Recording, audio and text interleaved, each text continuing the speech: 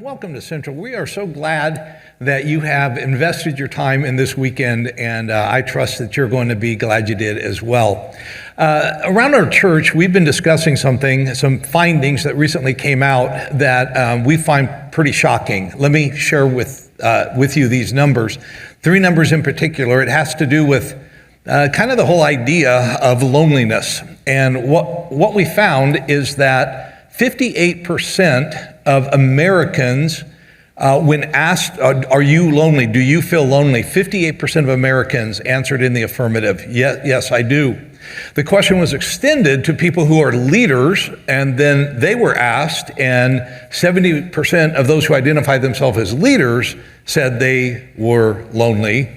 And then, as shocking as it sounds, they asked students, they asked adolescents, are you lonely? And an unbelievable 78%, so if you're a young person, 78%, 8 out of 10 of you are expressing a sense of loneliness. So we got to ask the question, what's going on here? What's happening to us?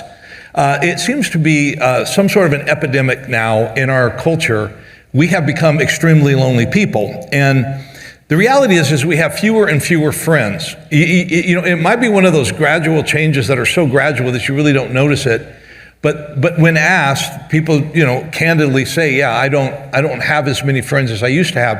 And then when it's pressed further, what they basically come back and say is, I don't spend time with friends like I used to. So in other words, I have fewer and fewer friends, and I have less and less time that I dedicate to my friendship. So it's begging the question that we've been asking, is loneliness inevitable?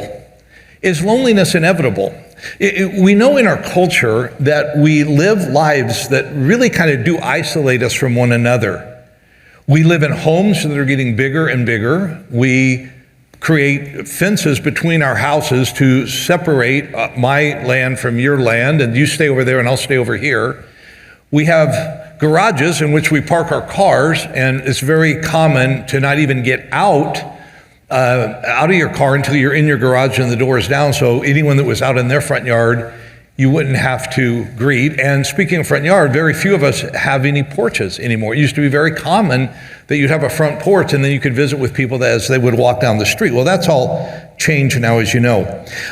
Today, we're doing something very different. You've already figured this out. We're doing something different. And I want to say this. I want to just go on record and make a statement, and then I'm going to be critical of something. I want to make a statement. I love the church. I love the church. I have been in part of the church since I was in high school, never a period of my life from then on that I haven't been. I love the church. I love what we do. But one of the things that a lot of people who I've talked to over the years who don't love the church find to criticize the church, and I'm talking about the church in general, maybe not us specifically, but they would say, one of the things I don't like about the church is it feels so predictable. When you come in, you sit down, and it's the same thing every week. And I'm never surprised by anything. It's never different. So today, we are very intentionally doing something different. We're doing something that we don't normally do. And whenever you experience different, it can make you a little bit uncomfortable. And I'm afraid you might feel a little bit uncomfortable, but I want to plead with you, push through the discomfort. Just push through it. We're not going to get overly, personal, and you're not going to feel threatened in any way. But we're going to do something different because we think it's important that we do. So I want to welcome you into my living room. Okay, I want to welcome you into my living room, and we're going to shoot this segment from my living room. So let me just say something about that. In our house, we call it a living room, but we have a living room, but that's not where our life happens. Actually, we have life happen in our family room. That's what we call the room where we all gather. It's called the family room. And let me explain something. So I have conversations with people out on the street, way out in front of my house. And sometimes I'm in my front yard and somebody's driving down the street, and we'll stand there and talk in the street. That's not really very intimate. But sometimes I'll have a conversation with somebody at the front door. They got out of their car, they actually came to the front door. Might be somebody I know, somebody I don't know, but somebody's at the door. Sometimes in our house, if you come inside our house, we might sit in the living room. The living room, what we call our living room, is more formal. It's a little bit nicer per se, but that's really not the heart of our house. The heart of our house is deeper. in that you have to come you got to go from the street, through the front door, through the living room, and then you get to where life happens, the family room. The family room is where everyone relaxes. The family room is where we hang out. The family room is where we typically have the best conversation. It's very akin to the kitchen table, which in our house is not very far. It's just right there, right off the family room. Because that's where real life happens. That's where real conversations happen. And it's a really great place. Now, I want to say something. So when we talk about what's wrong with the church? One fault might be it's too predictable. The other fault that I would say, and I feel this one very acutely, is that when you come to church, because of the numbers, we always have to organize the church in rows. And if you'll just kind of look around wherever you are, and whichever site you're on, or even if you're watching this online, you understand how a church, but if you look around in the building you're in right now, you'll see rows. You're seated in rows. And the problem with that is rows are how you accommodate the greatest number of people, and because we have a church that has a lot of people, we structure everything in rows. But can I say, rows are like a horrible way to could you imagine rows of furniture in your family room? It would seem so impersonal because you would always be looking at the back of somebody in front of you, and that's what happens in church. And that's just unfortunate because that's not the way you ever get to know anyone. You don't get intimate by talking to the back of somebody's head who's in front of you. So actually, I want to explain something to you. I'm not really in my living room. I'm actually on the stage on the Gilbert campus. And we've kind of created here a living room. And I want to explain how there's a better way to do life than just doing it in rows. And we're going to talk today about a better way to live, and that is not doing life alone. So what I want to talk to you today about is the whole idea of community and being a part of something that cannot happen with just you. You cannot be in community by yourself. You have to involve other people. So we're going to talk about doing life together. Now, we're going to do something that's going to be odd, and you're going to go, that was really weird. And I'm just going to plead with you, push through the awkwardness of it, okay? Because in just a few moments, what I'm going to ask you to do is kind of get in a circle. Now, I realize we can't move all the chairs. That's way too complicated, but we can create a circle, from the people in front of you and the people behind you. We can kind of create a circle. Now, I want to explain. I'm going to ask you to do this. I'm going to, again, push through the awkwardness. You and the person you came with cannot form a circle, okay? Just so we're clear. It's got to be bigger than the two of you, all right? So the people in front of you, the people behind you, just kind of work it out. However awkward it is, let's just push through that. Here's the deal. You might not think about this, but you probably sit in the same basic seats every single time you come to church. And the people around you are probably pretty much the same people that are always around you, because just as you have a habit of coming to a certain service and sitting in a certain place, they have a habit of coming to a certain service and sitting in a certain place. And so here's the deal, man. You are sitting with the same people pretty much every week, but you might not know them. Now, just a little while ago, we did a meet and greet, which is turn around and say hi. And you say, man, it was really good. I went to church and I got some fellowship. I got to hang out with, we kind of met. But the truth is that in the brief moments that you're given to do that little greeting, you don't get to know them. And they don't get to know you. But wouldn't it be cool if you actually came to church and you really did know the people that tended to kind of hang out in the same vicinity of the building that you hung out in? In just a moment, I'm going to ask you to form some kind of circle as best as you can with the seats arranged as they are. And I'm going to ask you to introduce yourself. Just introduce yourself. You don't need to go into a whole lot of detail. Just introduce yourself. And you might say, hey, I've been around Central, X number of years. Whatever. This is my son, this is my husband, this is my wife, and we've been coming, just brief little kind of give us a context to who you are. But then what I'm going to do is I'm going to ask you to answer two questions. They're not threatening questions. They're just questions that will get us an opportunity to get to know you just a little bit. And the first question I'm going to ask you to answer is just, are you an introvert or are you an extrovert?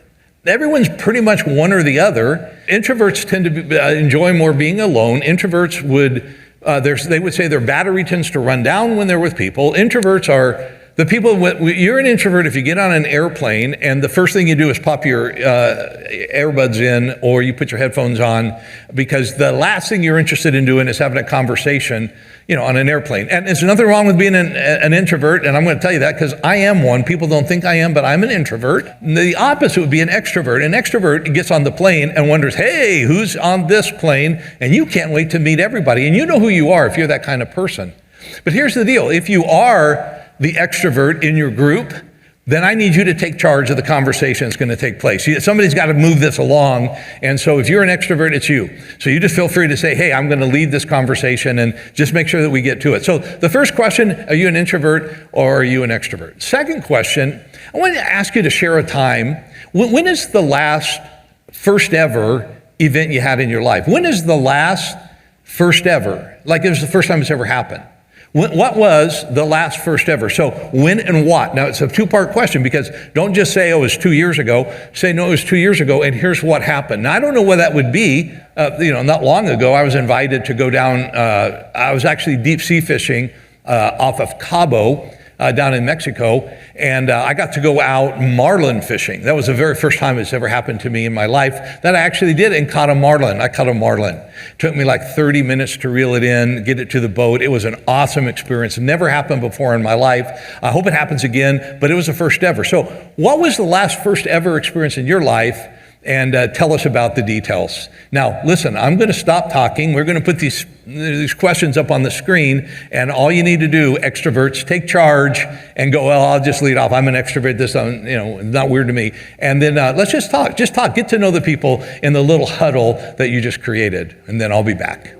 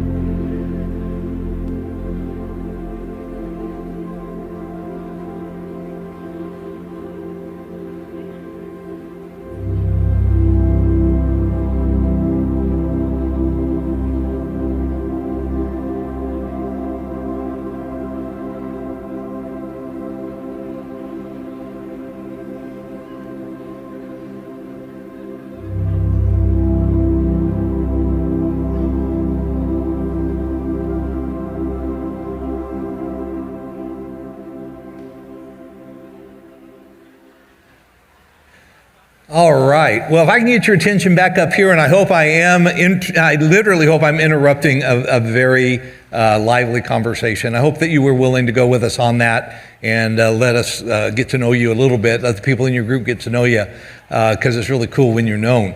So I want to take you now somewhere. I want to explain something to you that I'm going to take you on a journey. There's a reason why I'm going to go here. You know, the Bible was written, there's 66 books in the Bible, and there were quite a few people that God used to actually be the authors of the Bible. He spoke through them, and what we have the collection of what God said to them to tell us. When it comes to the story of Jesus, there were 4 guys that are known as his biographers, all right?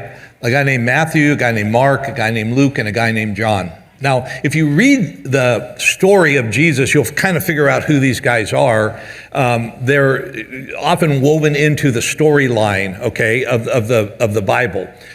Luke maybe being the exception to that, but these are guys that took note of like what Jesus did. Jesus is the focal point, but to understand who Jesus is, you can't get to know Jesus without knowing people, because what Jesus did is he literally started a movement. He started a movement by gathering people together and causing them to make a choice to take a different path in the future. They were called to be his followers, and many years later, here we are, okay? But 4 of those followers became authors, and we call them the biographers of the life of Jesus. But if you were to open your Bible to the New Testament begins with the book of Matthew. He was a real person. This was not fiction, okay? This was not some, in a far, far away universe kind of a deal. This is a real guy with a real story. And what I want to do is I want to read to you a little bit about the story of who this guy was in relation to Jesus. So it's going to come up. You'll see this on the screen, so you don't need to look this up. But let me just read to you from what we call the Gospel of Matthew, the book he wrote, because he has a little segment where he kind of gives us a little explanation. So I'm going to be in Matthew chapter 9, and I'm going to read verses 9 to 13. And this is what it says. As Jesus went on from there, he saw a man named Matthew sitting at the tax collector's booth. "Follow me," he told him, and Matthew got up and followed him. While Jesus was having dinner at Matthew's house, many tax collectors and sinners came and ate with him and his disciples. Now, when the Pharisees saw this, they asked his disciples, "Why does your teacher eat with tax collectors and sinners?" On hearing this, Jesus said, "It is not the healthy who need a doctor, but the sick. But go and learn what this means. I desire mercy, not sacrifice. For I have not come to call the righteous, but sinners." Now, let me back this up a little bit. Let me give you a little understanding that everyone who read this in the first century would have understood. Everyone would have pieced together a couple of things. When it says that Matthew was a tax collector, Matthew is giving away a whole lot. Matthew is telling you something about himself. He is telling you he was an outcast. He was a social outcast. Now, you might be going, why? What, being a tax collector? Most of us do not have these adverse reactions to tax collectors, although maybe you do. But most of us, we don't know tax collectors, but in the culture in which this was lived out, tax collectors were ever present. You never wanted to encounter one, but they would come after you. They would find you. And Matthew was a tax collector. Now, let me explain. That meant that he was a Jewish man who actually worked for the Roman government. Now, let me make sure it makes sense. The Roman government was an occupying force in the nation of Israel. They kind of took over and overshadowed the government of Israel, as it were, okay? And so Matthew decides that he's going to work on behalf of Rome against his own people. That's what you need to realize. See, a tax collector was an outcast and was a social, was a pariah to the society because they represented the occupying force, but they collected the revenue from their own people and then turned it over to this occupying force, and they were deeply resented. Not only did they take the money that was literally to be allotted to the government, but they will always collect extra for their behalf. Matthew just tells the story of one day he's doing his thing, he's collecting taxes, and along comes a guy named Jesus, and he sees him, and he says, "Hey, why don't you follow me?" Why don't you make a decision? Okay, now, again, this is a bit mind-blowing. You have to ask yourself the question, Matthew's got to be good in his mind, he's got to be thinking, does he know? Does he know who I am? Does he know what I do? Does Jesus have any idea? And if he did know who I am, and he did know what I do, would he have included me by saying, come join me and follow me? I want to ask you to ponder a couple of things, and then we're going to share these. Now, again, I'm going to be, I'm going to be more vulnerable than we're going to ask you to be, but I want to ask you to share a couple of thoughts. Has there ever been a time when you felt, now again, I'm not going to ask you to share this, don't worry, but have you ever felt socially unaccepted? Have you ever been excluded? Have you ever been like everyone else got included and you felt excluded? Maybe go back to being a kid on Valentine's Day and everyone seemed like they got a Valentine's card in their class and you didn't, or something like that. Or maybe, when you were a kid and it was time to choose up teams at school and they would pick and you might feel like, gosh, nobody wants me. Maybe when you were dating and you were like me and, you kind of feel like I would ask, but they say no. And, whatever. All of us know the pain of being rejected. So I want you not to share that, but I want you to think about the feeling, because that's the feeling that this guy Matthew lived with every single day of his life. Now, I want you to turn it not to the negative, but to the positive. I want to ask you, can you tell a time when you were surprised you were included? That it was like a shock, like somebody invited you into something, that somebody welcomed you, somebody wanted you, and you're like going, me? You want me? My guess is if you think about it, there's been some surprises in your life that just caught you off guard, where you're like, I can't believe this is the greatest thing ever. And again, we don't tend to want to share that because I don't want to brag about, but I got included and I had this experience. So I want to ask you to share a time when you not were rejected, when you were the opposite, when you were surprised that you were included. And then I want to have you wrestle with a second question. Why is it so hard to give voice to the times of rejection, but so easy to talk about the times we were accepted? And this is, again, important. We've all experienced rejection and we've all experienced acceptance. When did you feel you were accepted? And why is it easier to share that story than it is a time when you were rejected? Matthew tells us the story of rejection and then acceptance, and it changes it. So do the same thing, huddle up, do your thing, talk, and then I'll interrupt you here in just a few moments.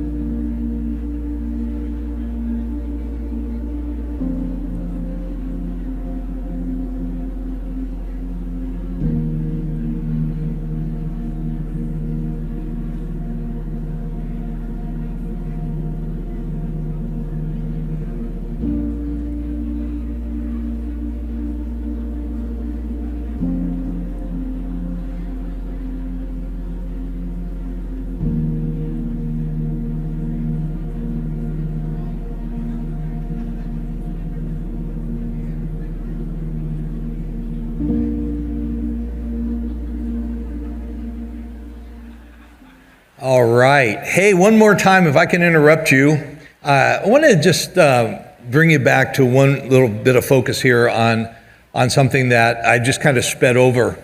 Well, one of the remarkable things that happened in the story of the calling of Matthew is the immediacy with which Matthew responded. And I mean, he just like really, really quickly, as soon as Jesus said, "Come, follow me," he like just goes, "Okay." And it's a little bit hard to get your brain around because you have to ask yourself the question, did he fully understand what he was being called to? Was he so desperate, for an invitation to be included?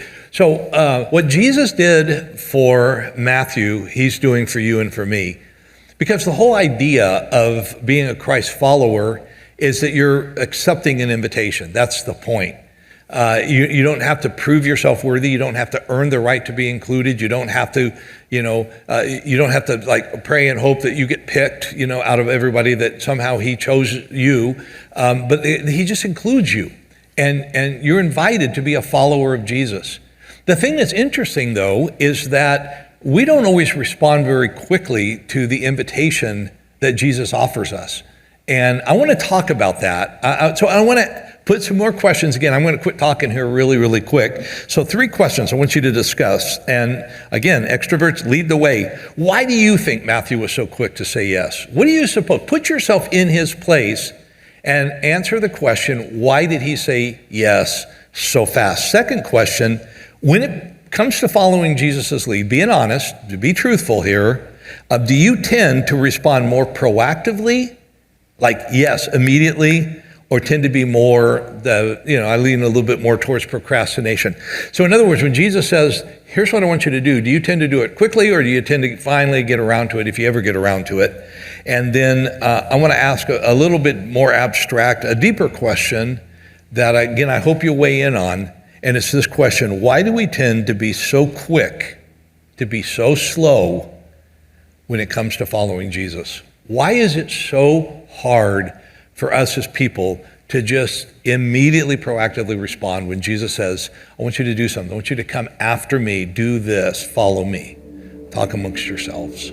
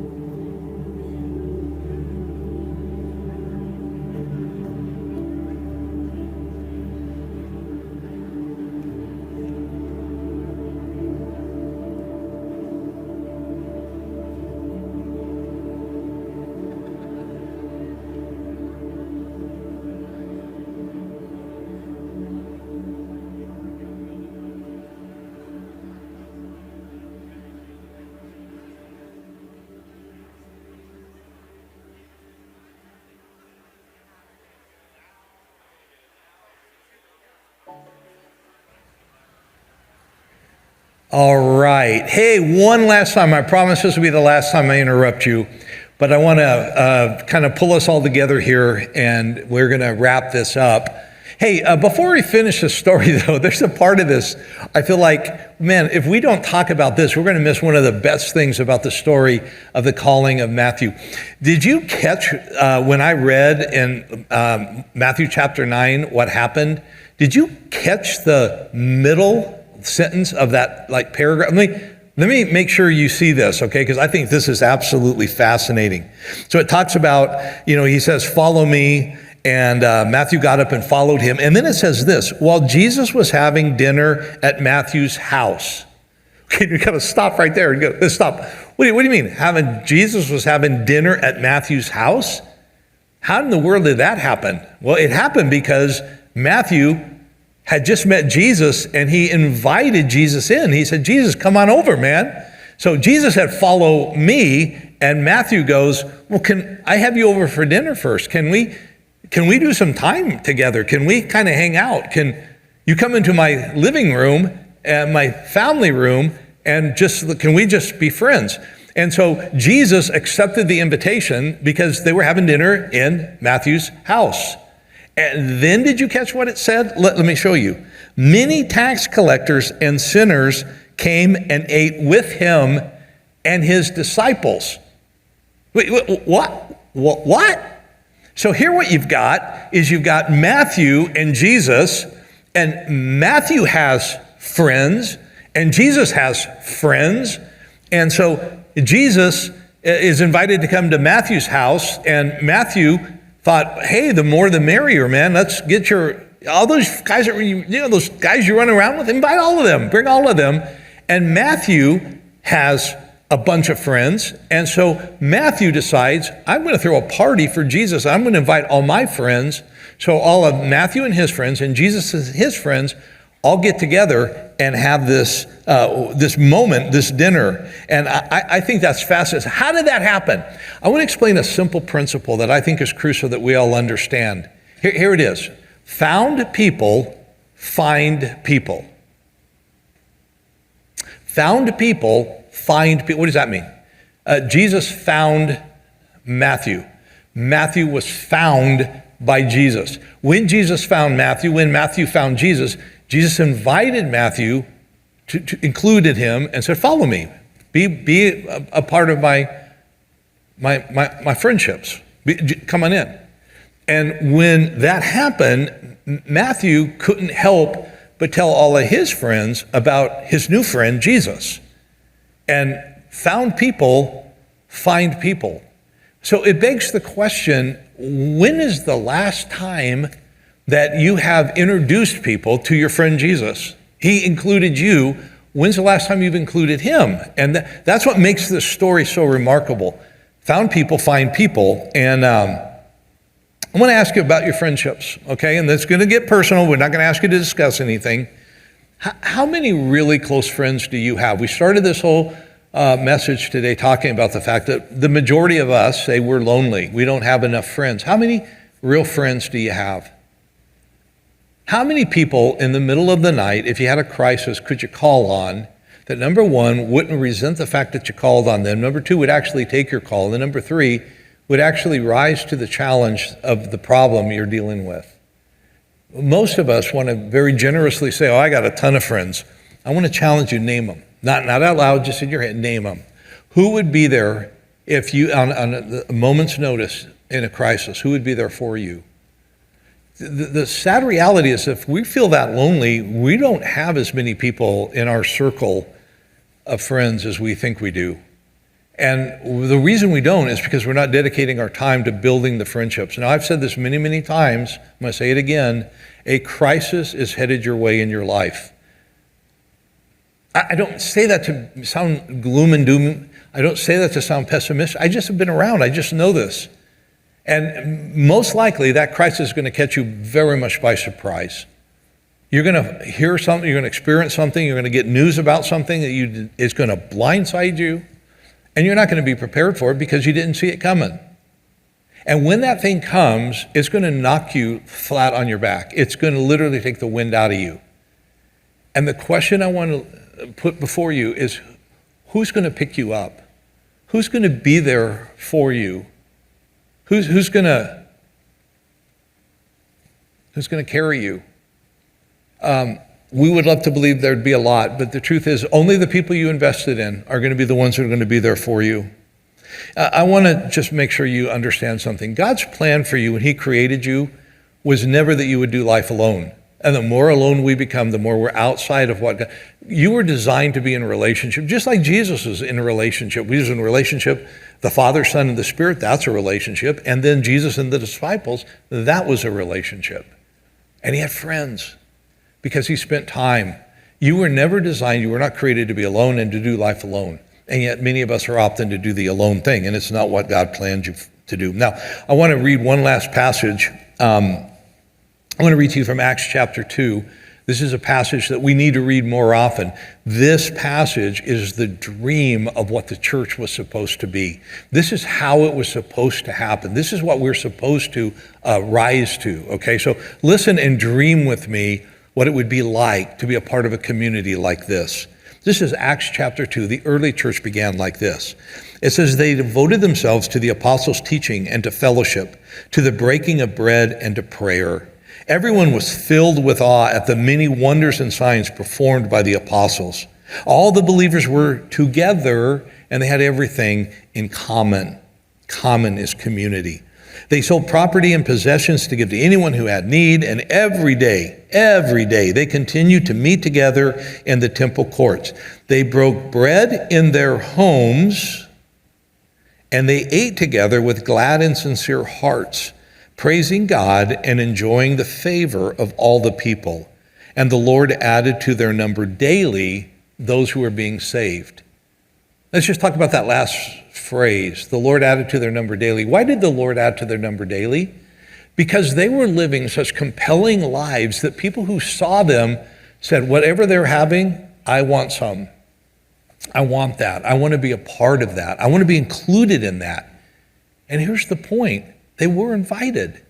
They were invited in, and those who had received the invitation, accepted the invitation, and acted upon it were the ones who were actually a part of the church. It's the same story today. As a church, all we can do is invite you into something better, invite you into something deeper, invite you into the family room of the church. It doesn't happen on a weekend in rows. It happens throughout the week in people's homes. That's where it happens. Now, what we want to do is we want to get you into one of our groups. And the reality of it is you might go, I've done the groups thing. Yeah, I've tried that once. I got in this group, and man, there was nothing but a bunch of weird people in that group, and I felt really, every group has some odd person in it. Let's just call that out, okay? And if your group doesn't have some odd person in it, you're the odd person that's in your group, just so you know. Every group has some, life is messy, it gets complicated, okay? That's the way it is with life groups. So you got to get in, or community groups. That's the way it works. You get in, you give it a shot, and if it feels right, you go, I want to stick with this. And if it doesn't feel right, you don't give up. You keep going. Now, before I close, I want to invite a special guest into my family room. Hey, Pastor Zach, this is Zach Davis. He is our lead groups pastor. And he's the guy that orchestrates all the groups that go across all of our campuses. And I thought it'd be just appropriate to invite Zach to come on here and just share with you what the next step is for you. If you're ready to receive the invitation of Jesus to be included and you want to do life together deeper, he's going to tell you how to do it. Zach. Yeah, thank you for that. And thank you again for willing to step into the uncomfortable. You know, in my life, I found when uncomfortable things come up, that's often when God is most trying to move and teach me something in my life. And so I want to encourage us all to lean into that. And, you know, Pastor Cal already talked about this idea that life is better together. And we really do believe that it's better together. It's not simpler together. Life is not easier together. Not life is more comfortable together, but life is better together. That God has so much more for you through groups and through community. And so how do you get involved with that? Well, we've tried to make it really easy for you here at Central. Just go to centralaz.com/groups, and you can filter by time of day, your campus, the type of group that you may be looking for. We got lots of options out there. It doesn't matter what kind of group you're looking for. We believe we have a group here at Central for you. Now, whether you're a student or a young adult, maybe you're looking to grow in your faith and study the Bible, or you just want to meet people and hang out, we have groups for you. And, there's two people I want to talk to really quickly. The first is maybe you're new to church or you're new to faith or you've not yet had a chance to experience Rooted, and that is a great first step for you. If you've never been a part of Rooted, our next one kicks off on September 10th, and you don't want to miss out if you've never experienced Rooted. Second person I want to talk to in the room is those of you who are thinking, man, I want to lead a group. I don't see this kind of group on the website. I want to lead a group, and we want to invite you to do that. Maybe God is inviting you into leading a group. And if you want to do that on that same webpage, you can check it out there. And we'd love to help equip you to lead a group of your own. All right. Well, thank you, Zach, for joining me. Okay, so let me wrap this up and just say, listen, we really do want to encourage you to take the next step. It's the old adage, nobody can make friends for you. This is one you got to do on your own, but we'll do it together. And so you're going to make friends, and they're going to make friends, and our church is going to be better. And all kinds of groups are happening, folks. There's a whole world going on. If you're not in one, you're missing out. And as he said, Rooted starts. One of the joys of my life is I get to usually, if I'm in town, I get to kick off the Rooted session. I get to conclude the Rooted session, and I get to see the difference from the beginning to the end. It'll change your life. That's one group that you might want to jump into, but there's a lot more. So you be sure to check it out. And yes, this is a commercial. I want you in a group because it will change your life, and you were invited, and you got to simply choose to be included because you were wanted. All right. So let me close in prayer, and then we'll turn this back over to the campus pastor.